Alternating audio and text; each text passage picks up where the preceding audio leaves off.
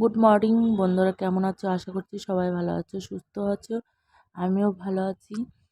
তোমরাও ভালো থেকো গরমের মধ্যে। শরীরকে খেয়াল রেখো। আর এই দেখো, কুনাল আর কুনালের বাবা এখনও বিছনা ছাড়েনি। আর কুনালের আজকে থেকে সকালে স্কুল শুরু হয়ে গেল। আর সকালে স্কুল মাদের ঝামেলা জানোই তো। বাচ্চারা উঠতে চায় না, বিছানা ছাড়তেই চায় না, আমরাই ছাড়তে চাই না, আর বাচ্চারা তো দূরের কথাই। তা তুলতে তো হবেই। ওকে ডাকছি, ওই কিন্তু শুনছে না। তাই দেখো এই যে কিভাবে ঘুমাচ্ছে। ওকে ঘুমে থেকে উঠে চান করাবো আজকে, তাহলে ঘুম ভাঙবে। প্রথম দিন তো সকালে অসুবিধা হয়ে যাবে। তারপরে দেখো ওরা ওঠার আগে আমি ঘরটর মুছে নিয়েছি। আর জানো এটা কি হয়েছে? এই পাথরটা শোকেজের উপরে রাত্রেবেলা রেখে দিয়েছিল। এদিকে লাইন চলে গেছে, এদিকে ইনভার্টারের চার্জটাও শেষ হয়ে গেছে। তারপরে আমি মশা মারা ধূপকাঠি আনতে গেছি। আন হাত দিয়েছি শোকেজের উপর, অমনি কি হয়েছে, ওটা কিন্তু আমার পায়ের উপরে পড়ে গেছে। পায়ের মধ্যে প্রচণ্ড ব্যথা পেয়েছি। তারপরে ওকে স্কুলে দিয়ে এসে আমি এই যে রান্নাঘরে চলে আসলাম। এখন ঘড়িতে বাজে 8:30। তা আজকে কি রান্না করব ভাবছি। ভাবতে ভাবতে দেখি গিয়ে একটা মানে লাউ রয়ে গেছে। ওই লাউটা বললাম যে নিরামিষ তরকারি করি। আর হলো লাউ চুচা আর আলু দিয়ে ভাজি করব। তারপরে পাট শাক আছে, পাট শাকও ভাজতে হবে। তারপর দেখি চাটনি করা যায় নাকি, চাটনিও করব, ইচ্ছা আছে। তো কুনাল কিন্তু গরমে থেকে এসে ওই বলবে যে লেবুর শরবত করে দাও মা, না হলে চাটনি দাও। ওকে আমি চাটনিও দিব, আর এদিকে লেবু শরবতও করে রাখবো, ফ্রিজে ঢুকিয়ে রাখবো যেন ঠান্ডা হয়। আর এখন দেখবা কি 7টা বাজতে বাজতে মনে হয় যে 12টা বেজে গেছে। তারপরে এই যে দেখো সব কিছু কমপ্লিট করে দিয়েছি কেটে। আর এই দেখো পাট শাকটা কিন্তু কচি। এই পাট শাক ভাজি কিন্তু খেতে খুবই ভালো লাগে। আর এই যে লাউ চোচা আর আলুটাও আমি কুচি কুচি করে কেটে নিয়েছি। আর কালকে দেখো খেয়েছি, তরমুজ খেয়েছি। তরমুজের চুচলাগুলো কিন্তু আমি এখনো ফালিনি। কেন ফেলিনি জানো? এইগুলা আমি গাছে দিয়ে দেব। গাছ লাগিয়েছি অনেক, ফুল গাছ, তারপরে সবজি গাছ, ওটার গোড়ায় দিব। আর এই যে সব সবজিগুলো আমার কাটা ধোয়া কমপ্লিট হয়ে গেছে। তারপরে দেখো মিটকিসের মধ্যে কলা এনে রেখে দিয়েছে বাবা কালকে। আর তরমুজ, তরমুজ একটু রয়ে গেছে। আর কলা কিন্তু কুনাল দেখলে একটাও থাকবে না, 1 ঘন্টার মধ্যে ও সব শেষ। তারপর আস্তে আস্তে রান্না রান্না করছি। এখন বিশাল স্কুলে যায়নি, ওর প্রচুর জ্বর, শরীর খারাপ। ওকে বলা হচ্ছে যে স্কুলে যাবা না বাবা? ও বলছে না বড়মা, আমি যেতে পারবো না, আমার ভাল লাগছে না। ওকে একটু আদর করে দিলাম। আর বলছে কি মা, বড়মা একটু আদর করে দাও, আমার সেরে যাবে জ্বর। তারপর ওকে কি করলাম, একটু আদর করে দিলাম। আদর করতে করতে বললাম যে ভাত খাবা? আমার ভাত রান্না হবে তো, তুমি কিন্তু ভাত খাবা।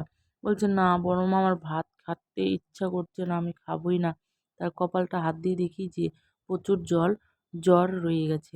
আরেকটা কথা জানো, ওকে কিন্তু ওষুধ যতই দাও ওষুধ খেতেই চায় না। বলো তো কীভাবে জ্বর কমবে ওষুধ যদি না খায়?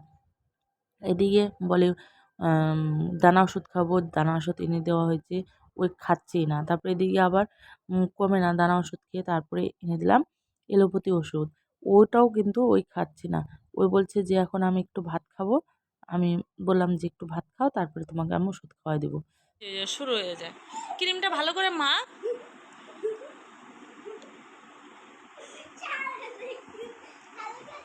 কুনালের চুল কাটা তো ভালো হয়েছে রে সোনা।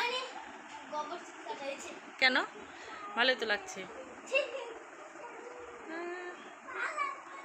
সেই হয়েছে। ব্যাগ গোছানো হয়ে গেছে কুনাল? খাস না? না খাচ্ছিস না কি করছিস? মুখে দিচ্ছিস? খা, একটু খেয়ে দেখ। ছি ছি ছি ছি ছি, গাধা। ভালো লাগছে? ব্যাগটা গুছানো হয়ে গেছে। কুনাল এখন রেডি হবে জামা কাপড় পরে, তারপরে আমি রেডি হব। তেল দিচ্ছিস? হালকা তেল দিবি, হ্যাঁ সামনে হালকা একটু, বেশি দিস না আবার।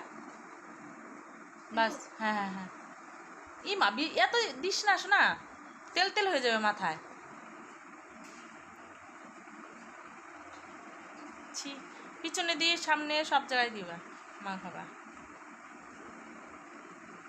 2 হাত দিয়ে দাও, 2 হাত দিয়ে ঘষো।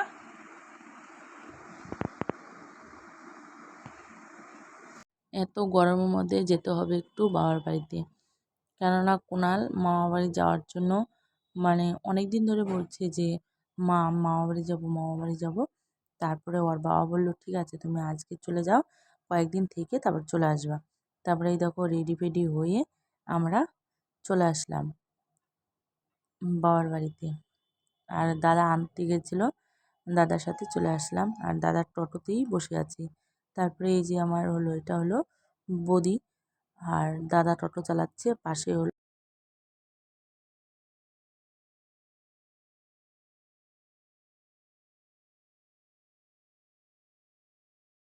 এভাবে। আর চলে আসলাম, এই দেখো এটা হলো আমার বাবার বাড়ি। সন্ধ্যা হয়ে গেছে প্রায়।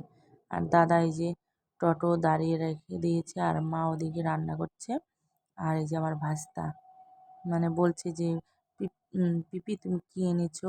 আমি বললাম কি তোমার জন্য বেদানা এনেছি। বলে না আমি বেদানা তো খাই না। তারপরে এই যে দাদা এই যে টোটোতে মানে ব্যাটারিতে জল দিচ্ছে, ব্যাটারি চার্জ কিসের জন্য আমি জানি না, জল দিতে হয় বলে।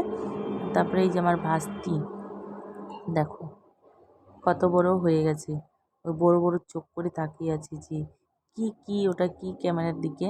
আর আমি বলছি মা দেখো এদিকে তাকিয়ে দেখো, ওই কিন্তু তাকিয়ে আছে। আর একটু আদর করে নিলাম, অনেকদিন পর দেখা হলো, প্রায় 1.5-2 মাস হয়ে গেল আসি না বাবার বাড়িতে।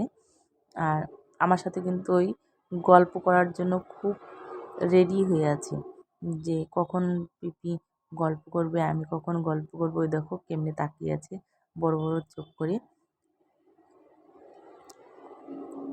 তা আজকের মতন মানে সকাল থেকে যা যা করলাম তোমাদের সব দেখালাম। আজকের মতো তার ভিডিওটা এখানে থাক।